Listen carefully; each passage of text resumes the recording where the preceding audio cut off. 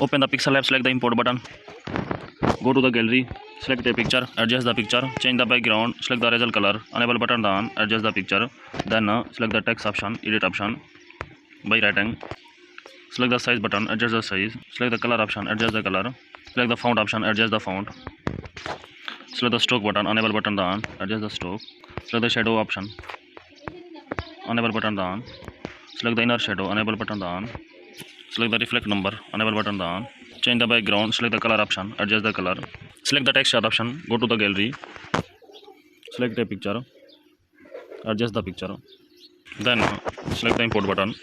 Go to the gallery, select another picture, adjust the picture, change the background, select the result color, enable button on, adjust the picture. Then select the copy option, copy the picture. Please like the video and subscribe the channel.